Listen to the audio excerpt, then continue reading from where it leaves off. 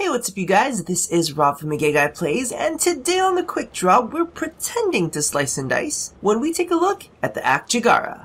Don't be fooled! The blades are a lie, they do nothing, this is bullshit! So, as you can tell, I was expecting something a little bit different from the Akjagara. Instead, it's yet another Compound Tenno themed secondary. Swimming in a literal ocean full of akimbo pistols, the question here is, will the Akjagara prove that its mechanics are just as vicious as its looks, or is it just another fish in the sea?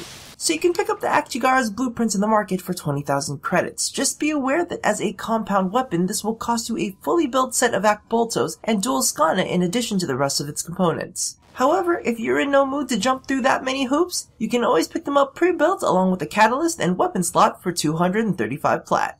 Now the Akjagara's primary damage type is slashing, with a decent amount of impact and puncture. As we know, slashing is great against fleshy targets, meaning that this is a natural matchup against Corpus Crewmen and the Infested. However, its damage spread isn't too far off and will still perform halfway decently against light armored Grineer and Corpus Robotics. But as always, toss on the appropriate elemental combo, especially if you're going up against heavily armored units. Okay, so I won't bury the lead. The Akjagara is okay. In fact, it's a little bit better than okay.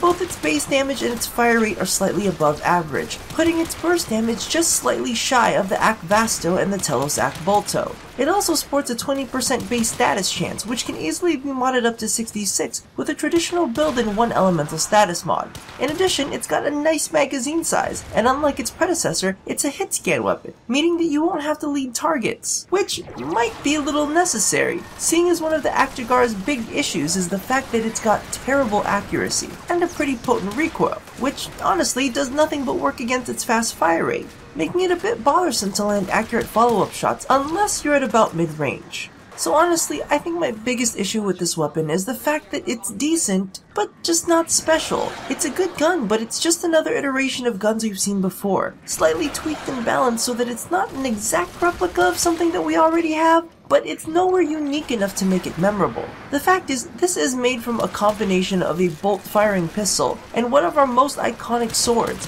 Hell, they could have given this a spread that only consisted of slashing damage and tossed in a slight boost to its status chance, solely to position this as a bleed-based gun. And whether or not it would be effective, at least it would feel like it had some kind of soul. Now, speaking of things that don't quite match up, can we talk?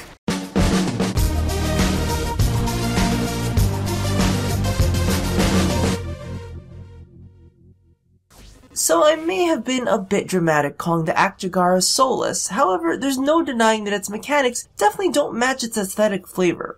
And I think that the reason this hits me so hard is because it's the literal antithesis of some of our biggest fantasies. Usually when things don't match up, it's for the better. For you straight guys, it's the naughty librarian. Or for us gay guys, it's the geek packing an exceptionally large ruler. See, the issue here is that in this case, it's the other way around. They handed us a weapon that just looks so badass that we're expecting it to get down and dirty. Yet, come to find out, it's sporting a promise ring and only knows how to sloppy kiss and give bad handjobs. The disappointment is just utterly unbearable. It's like finding out that Cristiano Ronaldo is packing nothing more than a Vienna sausage. Or for you straight guys, finding out that your favorite porn star is pregnant. And honestly, for pretty much all of us, discovering that the person we're interested in is a Scientologist.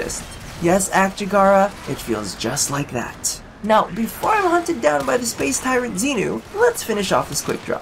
So all in all, the Akjagara is not bad. It falls somewhere on the higher end of mid-tier, but doesn't do too much different than any of the other akimbo pistols within that same category. It comes with a dash polarity, which is definitely an upside since we've literally been pelted with several Ds as of late. Simply put, it's good, but it's nothing special. With only a few alterations from the rest of the pack and a couple tweaks to its mechanics, it'll feel very similar in your hands. Kind of like you were giving someone else a hand job. And let's face it, those are always snooze fests. But at the very least, the Akjagara will look good getting the job done.